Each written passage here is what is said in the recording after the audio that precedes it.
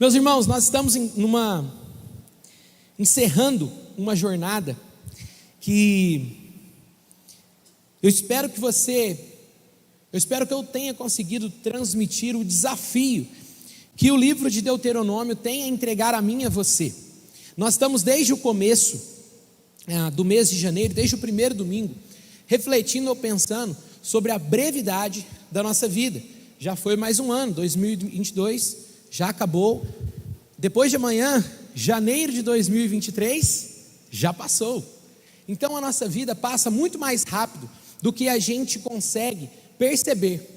E às vezes a gente não aproveita os momentos que temos, o tempo que temos hoje, o presente, para tomarmos decisões pontuais, para termos atitudes assertivas, para que a gente não perca a nossa vida enquanto a gente vive. Como assim, pastor? Às vezes a nossa vida escorre entre os nossos dedos. Às vezes a gente fica dando atenção e importância a coisas que têm um valor tão menor do que de fato elas têm, e que às vezes a gente percebe isso tarde.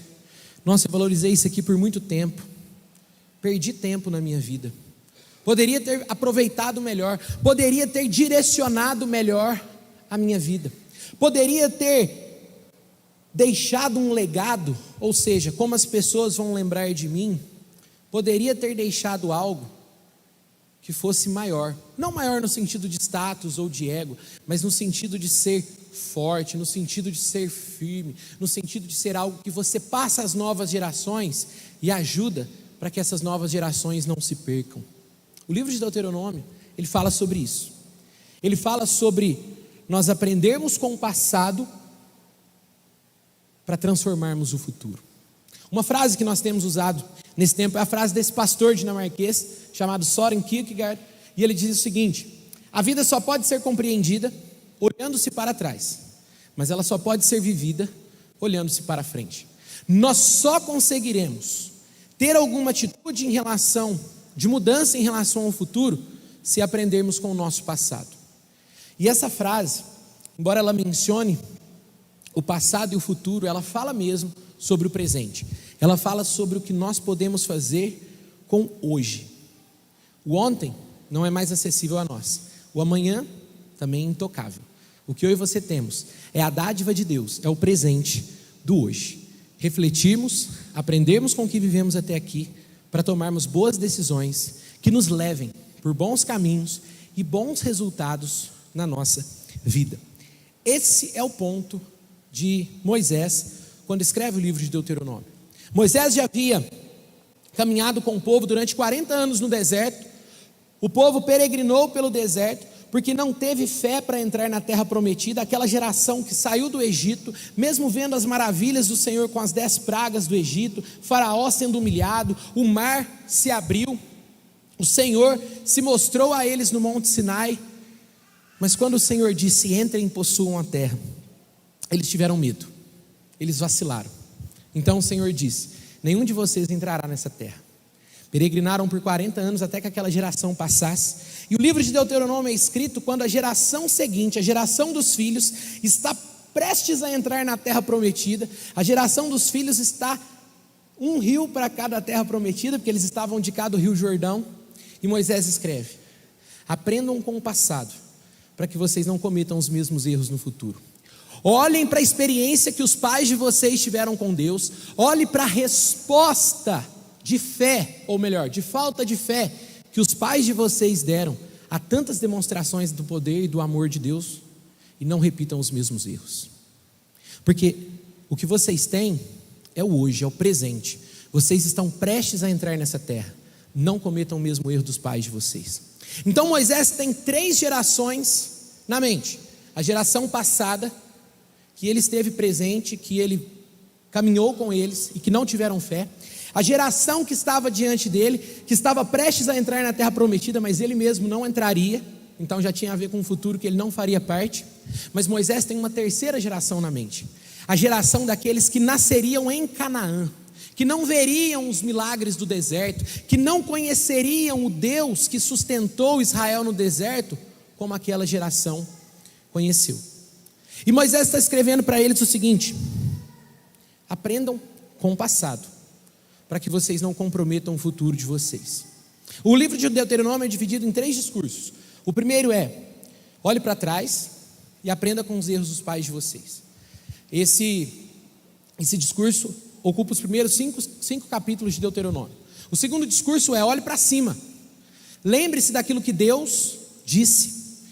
Esse discurso ocupa a maior parte do livro de Deuteronômio, do capítulo 5 até o capítulo 29. Lembrem-se daquilo que o Senhor entregou a vocês, para que vocês possam decidir bem, para que vocês possam tomar boas decisões. E os últimos capítulos dizem o seguinte: olhem para frente, para o futuro que está diante de vocês, e cheios de coragem e fé, entrem na terra, vivam a vida, deem o próximo passo, sigam rumo ao futuro desconhecido, com fé no Deus que é conhecido. Não tenha medo, meu irmão e minha irmã, de entregar o futuro desconhecido nas mãos de um Deus conhecido. O futuro eu e você não conhecemos e jamais conheceremos, mas o Deus a quem nós servimos nós conhecemos, e nele você pode confiar, e nele você pode colocar a sua fé. Então hoje, nesse encerramento da série, nós falaremos sobre o futuro. Nós falamos no começo, aprender com o passado, falamos sobre como manter firme a verdade de Deus. O Senhor nos deu leis, nos deu orientações, princípios e valores que regem a nossa vida, e hoje nós vamos falar sobre esse futuro desconhecido. Mas não vamos falar sobre o futuro desconhecido no sentido de tentar prever alguma coisa. Vamos tentar falar sobre o futuro desconhecido, como nós nos orientaremos nesse futuro, porque o futuro pode ser desconhecido, mas não quer dizer que eu e você tenhamos que entrar nesse futuro perdidos. Esse é o problema de muitas pessoas. Às vezes nós vamos para as fases novas da nossa vida, às vezes encaramos novos desafios, mas de fato nos nossos corações estamos perdidos, estamos desconectados da missão. E esse é o título que eu dei a essa 4ª mensagem: atenção na missão. Porque Moisés, nesses últimos 4 capítulos, ele parece apontar para uma realidade que é o seguinte: vocês precisam saber quem vocês são, vocês precisam ter firmes com vocês as verdades de Deus, para que vocês possam acertar no futuro. E tem uma questão, porque a nossa vida, ela não é só uma questão daquilo que eu desfrutarei, das comidas que eu comerei, dos momentos que eu viverei. Parece que Deus tem algo para a nossa vida, parece que Deus tem uma missão, em que Ele quer que nós nos engajemos nela, e que quando nós não estamos engajados nessa missão, é quando nós perdemos a vida, e ela escorre pelos nossos dedos, onde nós acabamos nos envolvendo e perdendo tempo com coisas fúteis, passageiras, relacionadas ao tempo presente, e não vivemos essa vida como nós de fato somos, eternos. Nós somos eternos no sentido de que a nossa vida, ela não precisa terminar aqui. A nossa vida com o Senhor, ela pode continuar depois. E é isso que eu quero falar com você.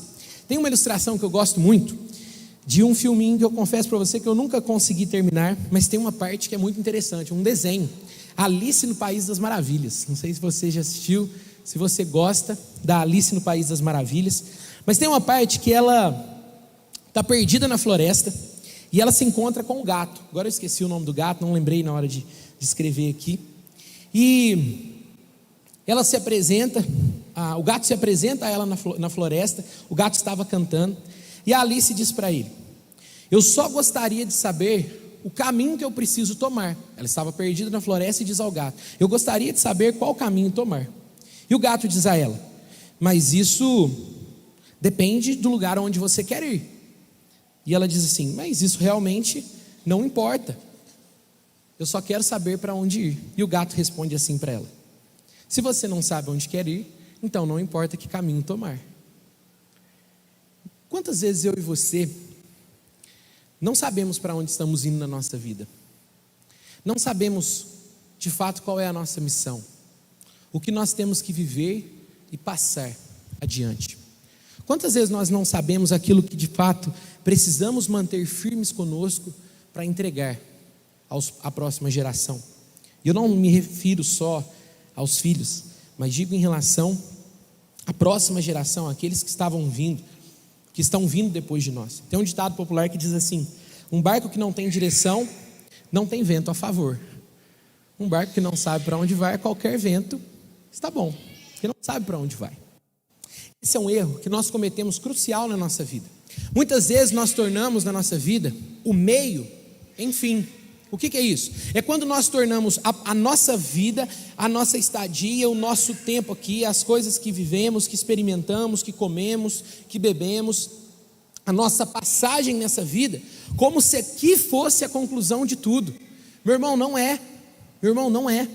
A nossa vida aqui, ela é passageira, ela passa rápido, mas nós temos de prestar contas a um Deus que é eterno. Eu e você temos que encarar a verdade de que um dia nós não estaremos aqui, mas o que será da nossa eternidade? O que será de mim e de você? A vida não termina aqui, mas o que acontecerá com você depois é uma dúvida, é um questionamento que você deve fazer com você mesmo. Nós transformamos o meio em fim, em finalidade, seja em meio aos problemas, seja em meio às calmarias, seja em meio à pobreza ou em meio à prosperidade financeira, seja pela ausência de alegria ou pela abundância, nós tendemos a perder o foco da nossa vida. Para onde estamos indo? Qual é a nossa jornada? Eu estou me desviando do caminho? Talvez você possa estar com malícia. Você não sabe para onde está indo? Então, qualquer caminho serve.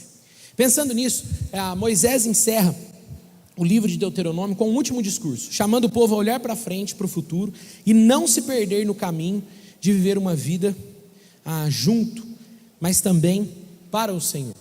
Nós temos nessa vida que caminhar com o Senhor, mas também viver uma vida que seja direcionada para Ele.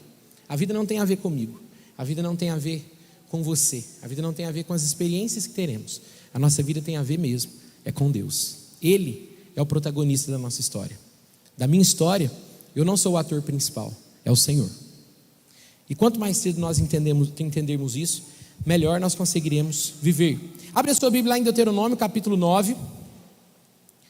Deuteronômio, livro de Deuteronômio, capítulo 9, versículo 9. Nós ainda estamos aqui nesse capítulo, no segundo discurso de Moisés. Olhe para cima. Mas eu vou ler esse primeiro texto aqui, para você conseguir entender qual é o chão de Moisés, qual é a rocha sobre qual Moisés está firmado, para ele dizer isso ao povo. Livro de Deuteronômio, capítulo 9, versículo 9.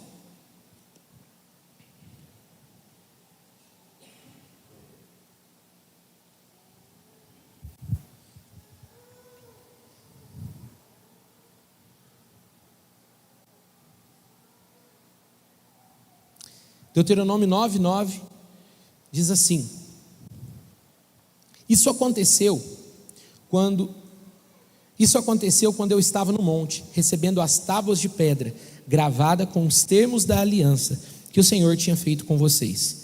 Passei 40 dias e 40 noites ali. Durante todo esse tempo não comi nem bebi coisa alguma. O Senhor me deu as tábuas, nas quais gravou com o seu próprio dedo todas as palavras que lhes tinha proclamado, do meio do fogo, quando estavam reunidos ao pé do monte. Passados os 40 dias e 40 noites, o Senhor me entregou as 2 tábuas de pedra gravada com os termos da aliança. Então o Senhor me disse: levante-se, desça agora mesmo, pois o povo que você tirou do Egito se corrompeu, como se desviaram depressa do caminho que eu lhes havia ordenado.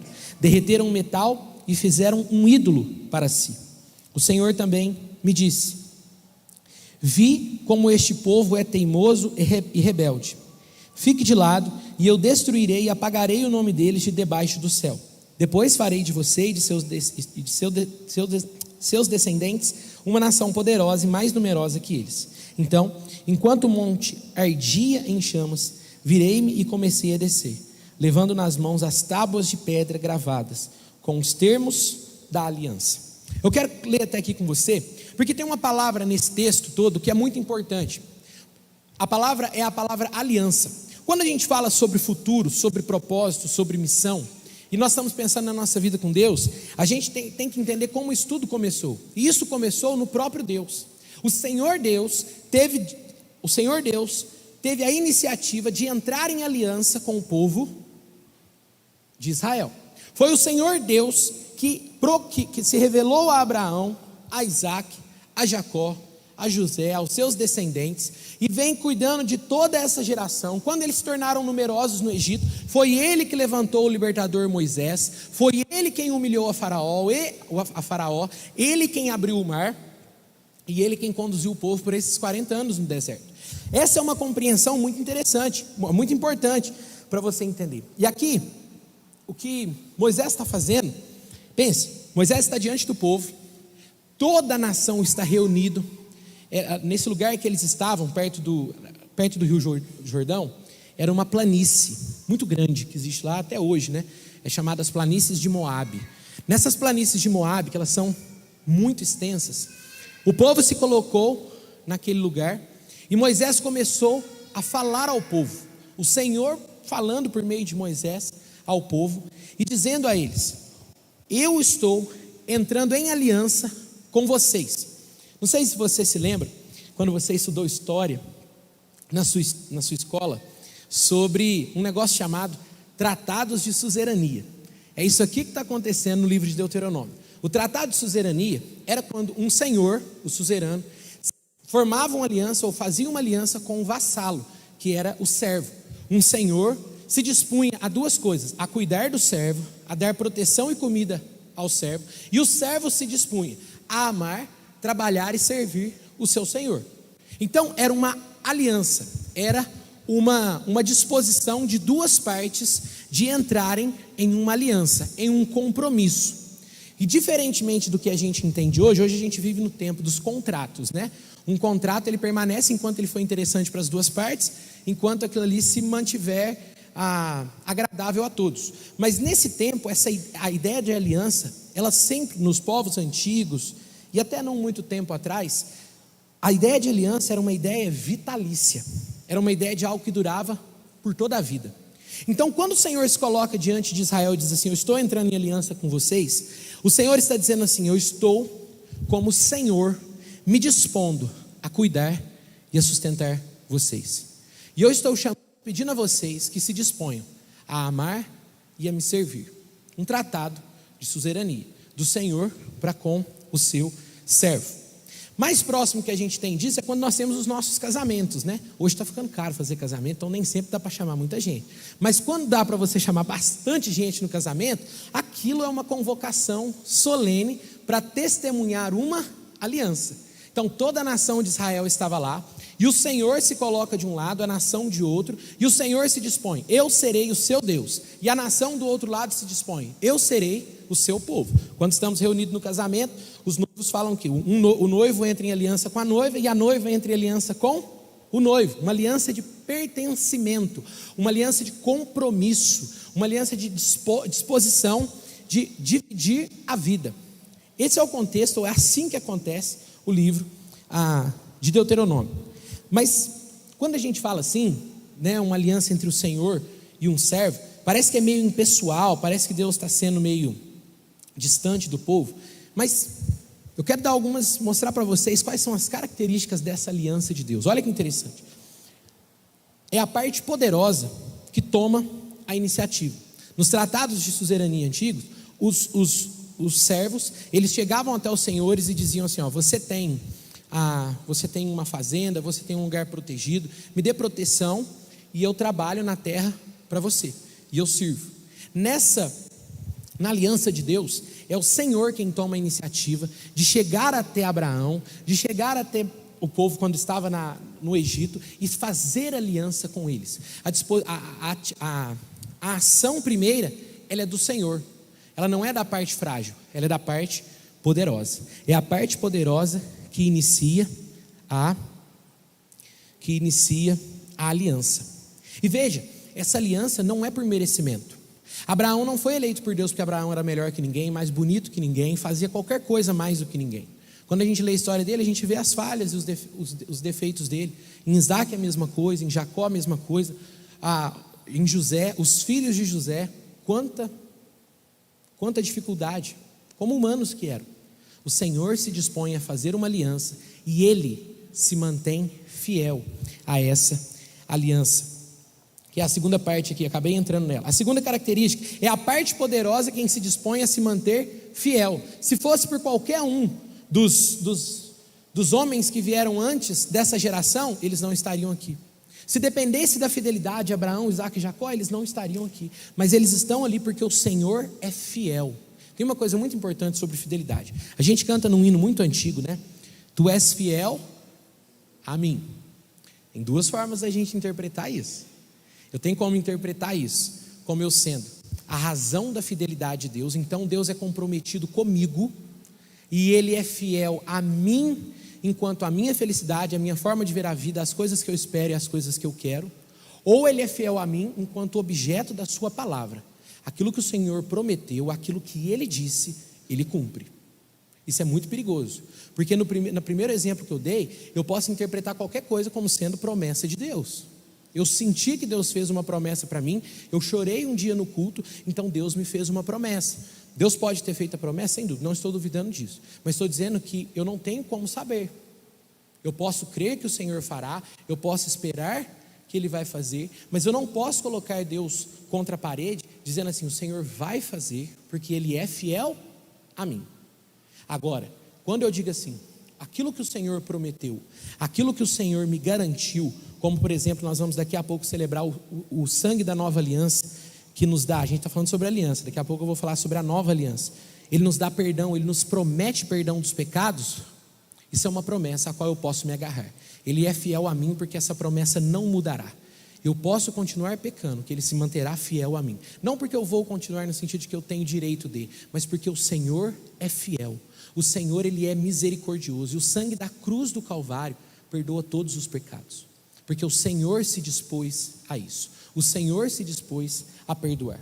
Então é a parte poderosa quem se mantém fiel à relação, mesmo quando a parte frágil não se mantém.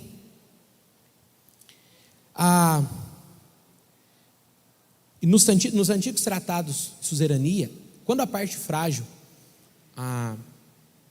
descumpria uma parte da aliança, eles eram massacrados, porque eles eram uma parte frágil, eles não tinham com que se proteger, e quando eles faziam isso, eles eram destruídos, mas o Senhor não destrói, porque o Senhor se mantém fiel à aliança.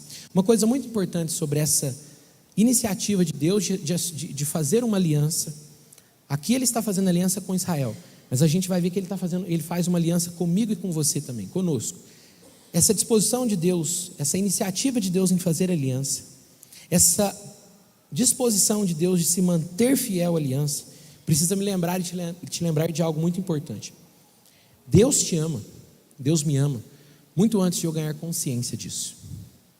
Nós estamos falando de um texto que foi escrito cerca de 1.500 anos antes de Cristo, 3.500 anos de nós. Obrigado, minha irmã, eu já ganhei uma toalhinha e eu acabei esquecendo, mas isso aqui é muito importante para o pastor. Meus irmãos, o Senhor, nesse tempo em que essa aliança foi escrita, o Senhor já tinha a cada um de nós na sua mente eterna, que conhece todas as coisas. O Senhor me ama e te ama muito antes de eu e você ganharmos consciência disso. Eu e você já fazíamos parte dos planos de Deus há muito tempo, há muito mais tempo do que eu e você conseguimos imaginar. Talvez você entrou aqui por uma simples, eu fui hoje, alguém me convidou, porque eu estava um pouco chateado e eu queria ouvir uma palavra, mas Deus tem algo sobre o seu amor para conosco, que é muito além do que eu e você conseguimos imaginar. Quando o Senhor fez aliança com Abraão, com Isaac, com Israel, Ele não tinha em mente só Abraão, Isaac e Israel. Ele tinha em mente a sua missão da qual a gente faz parte. E é por isso que a gente está falando sobre aliança. Porque quando o Senhor faz uma aliança conosco, quando Ele sela uma aliança com o seu povo, Ele está fazendo uma aliança que tem a ver com a sua missão de salvar o pecador. E quando eu entro nessa aliança, ou faço parte dessa aliança, eu sou chamado a trazer outros para serem transformados e para serem alcançados por essa aliança. Quando Deus faz a missão ou traz a missão até a mim, eu tenho o privilégio de levá-la aos outros. É por isso que eu disse que a vida não tem a ver só comigo e com você. Se você está contente ou satisfeito em apenas trabalhar, ter o seu salário, viver a sua vida focado em você, gastar o seu dinheiro somente com você, viver os seus dias focado em você, se você tem conseguido viver bem só com você mesmo, cuidado, você pode estar sem sintonia com a missão. Você pode ter se esquecido daquilo que Deus está te chamando a ser e a viver. O Senhor tem mais para mim e para você. Quando Paulo diz assim, o viver para mim é Cristo. Vocês acham que ele está só... Ele pensou numa frase de efeito para postar no Facebook? Eu não acho. Paulo está falando sobre a missão dele. O viver para mim não é mais Paulo. O viver para mim é Cristo. Aquilo que eu faço com o tempo que eu tenho na minha vida tem a ver com Jesus. Será que eu e você também podemos dizer que a nossa vida tem a ver com Jesus, aquilo que eu tenho feito, aquilo que eu tenho vivido, aquilo que eu tenho desenvolvido? Mas vamos lá. A parte poderosa ama e quer incluir mais gente nessa aliança. Veja, o Senhor começou uma aliança com um homem, Abraão, e agora ele já está fazendo uma aliança com uma nação inteira, que é a nação de Israel, descendentes de Abraão. Agora pula um pouquinho as páginas da sua Bíblia comigo, lá para Deuteronômio 29. Deuteronômio 29, versículo 10 e 11.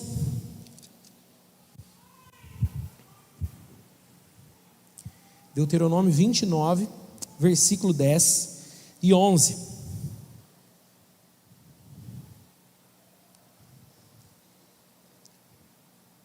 Diz assim, Deuteronômio 29, versículo 10: todos vocês, chefes de tribos, autoridades, oficiais e todos os homens de Israel, estão hoje na presença do Senhor, o seu Deus. Estão acompanhados de suas crianças e suas esposas, bem como dos estrangeiros que vivem em seu meio, que cortam lenha e carregam água para vocês. Estão aqui hoje para entrar em aliança solene, para entrar na aliança solene que o Senhor, seu Deus, faz com vocês.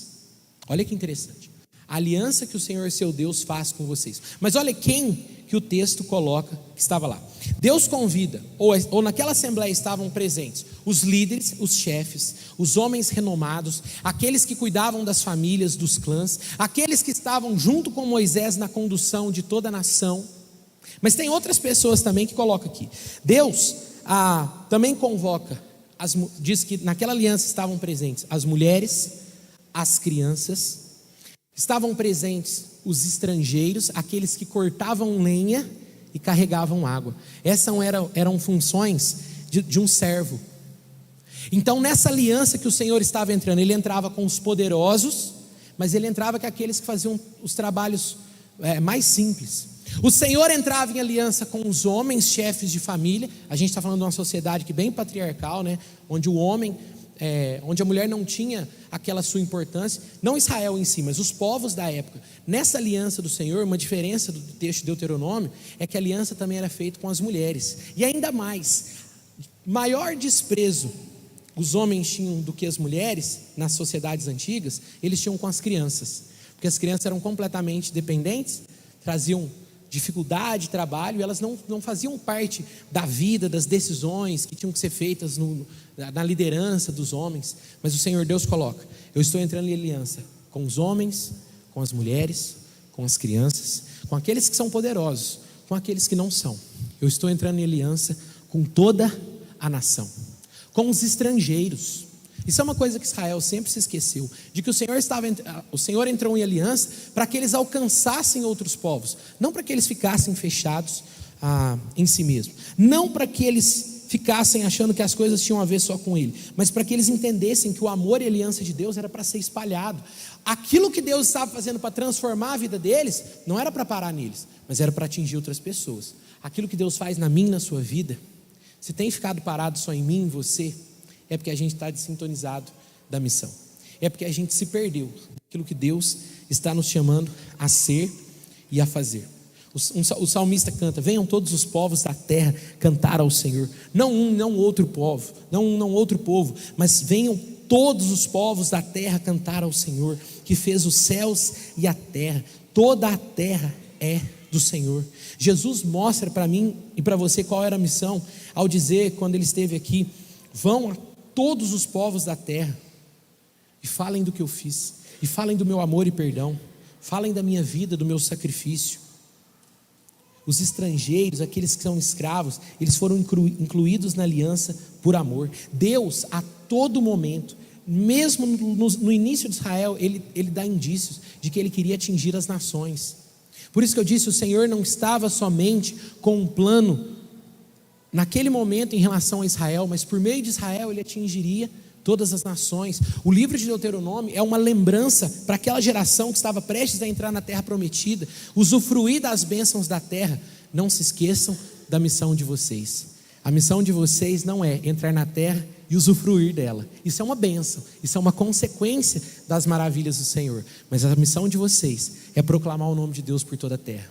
A missão de vocês é, quando vocês viverem o casamento de uma forma diferente, a criação de filhos de uma forma diferente, quando vocês resolverem os problemas entre vocês de forma diferente, quando vocês administrarem o dinheiro de vocês de formas diferentes, as nações ao redor verão vocês e dirão assim: por que esse povo é tão sábio? Porque o que tem de diferente nesse povo? É a sabedoria que eles receberam do alto. Quem é Senhor da vida é Deus. Somente quem pode dizer para mim e para você como a gente vive bem a vida é o Senhor. É disso que a gente tem falado nos últimos 3 domingos, que eu só vou viver bem a minha vida, só vou fazer boas escolhas, e eu só vou conseguir entender de fato o que eu tenho que fazer aqui, se eu buscar no Senhor. Às vezes a gente está tão desligado da nossa vida com Deus, que a gente está perdido na nossa própria vida e na nossa missão. Porque se eu estiver conectado com o Senhor, eu vou entender como eu devo viver a minha vida aqui, e entender que viver a minha vida aqui não tem a ver comigo e com as coisas que eu vou usufruir, mas tem a ver com a missão que Ele está me chamando a viver. No mesmo capítulo do versículo 29, do capítulo 29, o versículo 14 e 15 diz assim: não é só com vocês que faço esta aliança, incluindo as suas maldições. Faço aliança com vocês que estão hoje na presença do Senhor, nosso Deus, e também com as gerações futuras que não estão aqui. Os filhos dos filhos, aqueles que não nasceram, já estavam no coração de Deus quando Ele entrou em aliança. E a aliança que o Senhor está fazendo com eles é assim: aqueles que vão nascer vão conhecer dessa aliança, não porque eu vou me apresentar a eles no Monte Sinai. Eles não vão conhecer a mim porque eu vou abrir o Mar Vermelho novamente. Eles vão conhecer a mim porque vocês testemunharão de mim a eles. Missão, aquilo que Deus me chama e te chama a fazer, tem muito mais a ver com Deus do que com a gente mesmo. Outra coisa, a parte poderosa é que promete prosperidade. Ainda no capítulo 29, o versículo 9, voltando um pouquinho, diz assim: portanto, obedeçam aos termos dessa aliança, para prosperarem em tudo o que fizerem. Qual que é o entendimento errado de prosperidade? Naturalmente, nós temos um certo pé atrás, com essa ideia de prosperidade, porque falsos pastores, falsos líderes espirituais têm abusado tanto da fé das pessoas, usado da igreja, usado da proclamação do evangelho como uma forma de enriquecer. Mas qual é o entendimento da palavra de Deus de prosperidade aqui? Os abusos que esses homens de Deus cometem, eles não devem ofuscar o significado e a beleza da palavra prosperidade que está escrita aqui em Deuteronômio. E o sentido da palavra aqui é o mesmo que em Josué 1. Lembra quando a gente lê Josué 1, que o Senhor diz a ele assim: seja forte e corajoso. E aí ele fala assim, são 3 partes desse versículo: seja forte e corajoso. A segunda, tenha somente o cuidado. Somente quer dizer o quê? Apenas um. Tenha o cuidado de conhecer e viver os termos dessa aliança. E aí ele termina: para que tudo te vá bem, e o Senhor irá com você por onde quer que você for. Josué não sabia o que ele enfrentaria no futuro, mas ele sabia que Deus estaria com ele, se ele estivesse com o Senhor, vivendo os termos daquela aliança. Meu irmão, é assim comigo e com você. O Senhor Deus, a parte poderosa, Ele honra a sua palavra e o seu nome quando entrou em aliança conosco. A questão é que eu e você às vezes não nos mantemos fiéis, não mantendo fiel no sentido de eu ter que fazer alguma coisa religiosamente, mas fiéis no sentido de fé. Nós não cremos que viver uma vida sendo orientados por Deus, não seguindo o nosso próprio coração e o que a gente acha bom. A gente não crê muitas vezes que viver uma vida desconfiando dos valores e dos princípios deste mundo seja algo que transforma a nossa vida. E aí onde nós nos perdemos. Creia naquilo que o Senhor tem para você, na vida que Ele quer te oferecer, na vida que Ele tem te oferecido e na missão que Ele tem te passado. O que é prosperidade no livro de Deuteronômio? É você conseguir conduzir a sua família, seus filhos, seus netos nos caminhos do Senhor. Chuvas, boas colheitas, que era a sobrevivência deles, um trabalho abençoado, você ser referência na sociedade pelo seu trabalho. Quantas vezes a gente se perde nisso, né? Às vezes a gente, para conseguir mais dinheiro, a gente abre mão do nosso caráter. A gente faz negócios que são contrários ao caráter de Deus, que a gente está preocupado demais com aquilo que a gente vai ganhar. Quantas vezes, preocupado demais com a nossa felicidade, a gente abre mão da nossa fidelidade no nosso casamento. Quantas vezes a gente, preocupado demais com a gente perde os nossos filhos. Quantas vezes nós deixamos de olhar com a atenção que Deus nos chama a olhar as coisas mais importantes da vida. E é nesse sentido que eu queria que você pensasse prosperidade, como a palavra de Deus está dizendo. Então, a boa vida daquele povo na terra, usufruir das bênçãos da aliança, era uma parte, era uma bênção, mas o povo deveria se manter na missão. Eles não poderiam se esquecer do porquê eles estavam ali. Então esse é o propósito da prosperidade, o propósito de tirar eles da casa de servidão do Egito, o propósito de sustentar eles todo aquele tempo, e o propósito de levá-los à terra prometida, era que eles continuassem na missão, que eles continuassem testemunhando do que Deus havia feito. O propósito da prosperidade na vida do seguidor de Jesus, o propósito da prosperidade na nossa vida, de alguém que vive amando e obedecendo a Deus na história, é a missão, é a gente se manter firmes. Lá em 1 Pedro, capítulo 2, versículo 9 e 10, eu vou ler para você,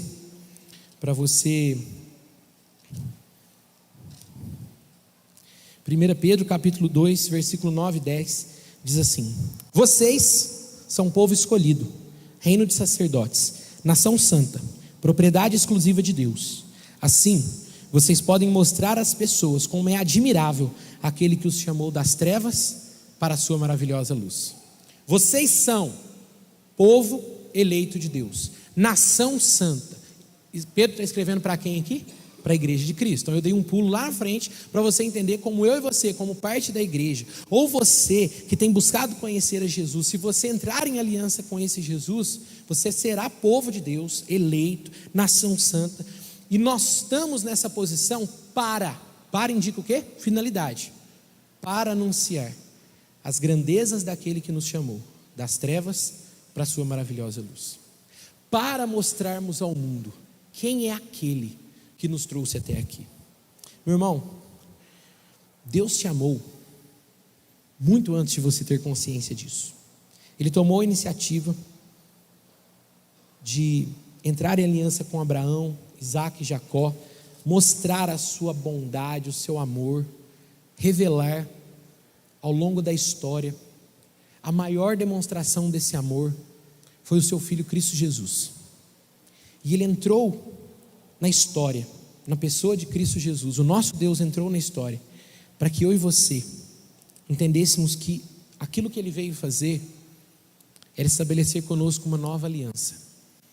E na última ceia, quando o Senhor Jesus estava para ser traído, a palavra de Deus diz que ele tomou o pão e deu graças, o partiu e disse: aquele era o corpo dele, que era dado por vós, por aqueles discípulos. E depois ele pega o cálice e diz: este é o sangue da nova aliança, a aliança em que ele sela no próprio sangue dele, com o próprio sangue dele, uma aliança de perdão, uma aliança de que aquele que nos comprou com o sangue na cruz do Calvário, o amor dele por nós é completamente mostrado ali.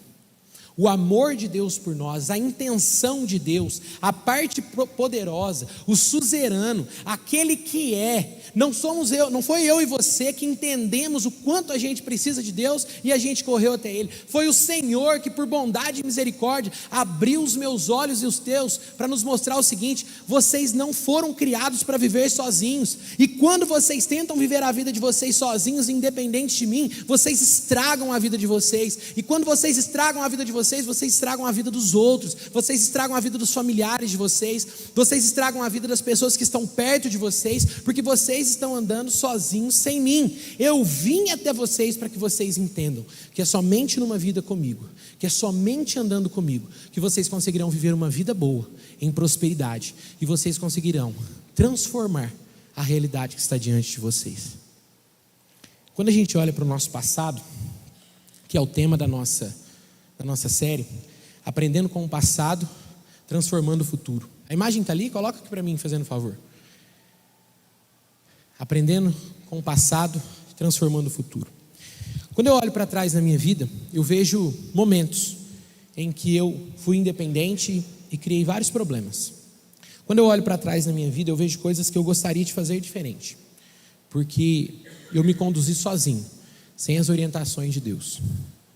O que eu posso fazer eu não consigo mudar o passado, mas eu posso tomar a decisão hoje de, por fé, caminhar perto do Senhor, obedecendo, amando ao Senhor, cumprindo os seus mandamentos, entendendo que os mandamentos de Deus não são para cortar a nossa alegria, para cortar o nosso barato e deixar a gente triste na vida. Os mandamentos de Deus são mandamentos de amor, eles são vida. Quando eu me afasto deles, eu encontro morte. Mas quando eu me aproximo deles, eu encontro vida. Que o Senhor me chama a viver perto dEle, porque é só lá que eu conseguirei viver. É só lá que eu conseguirei viver essa vida. Nós estamos começando mais um ano, e eu queria que você tomasse uma decisão diante do Senhor hoje, de caminhar nesse ano diferente. De começar esse ano entendendo que aquilo que o Senhor precisava fazer como parte poderosa, como suzerano, como Senhor de todas as coisas, aquilo que Ele precisava fazer para mostrar o amor dEle por mim e por você, está claramente demonstrado. O Senhor tem feito isso. Qual é a resposta que eu e você temos dado a todas as ações de amor por mim e por você? Qual a resposta? E não só a resposta nesse momento de culto, que talvez você fique emocionado, talvez você fique com o seu coração mais apertado, mas qual decisão você tomará amanhã, quando você tiver uma decisão para tomar no seu trabalho? Você continuará obedecendo e amando ao Senhor, ou você decidirá por você mesmo? Aquela decisão que você precisa tomar no seu coração em relação ao seu casamento, quem te orientará? Você mesmo? Os conceitos desse mundo, os princípios e valores desse tempo, ou o Senhor Deus? Aquilo que você tem passado com a sua vida, aquilo que você tem deixado para a próxima geração, tem a ver com a sua caminhada com o Senhor, ou de alguém que tem vivido uma vida independente, buscando as coisas que acha melhor para si? Eu queria que você refletisse nisso e tomasse uma decisão de, nesse tempo de mudança, em que a nossa vida está passando muito rápido, não deixasse a sua vida escorrer nas suas mãos, entre os seus dedos. Não chegasse lá no final da vida, e como a gente às vezes ouve de tantas pessoas que já estão com os cabelos brancos, se eu pudesse voltar atrás eu faria diferente. Eu tenho tantos arrependimentos na minha vida, tem tantos amargos na minha boca por más decisões que eu tomei. Eu queria que você aprendesse com o passado, tomasse decisões no presente, para que o seu futuro seja transformado. Eu queria que você fizesse isso hoje. Eu queria que você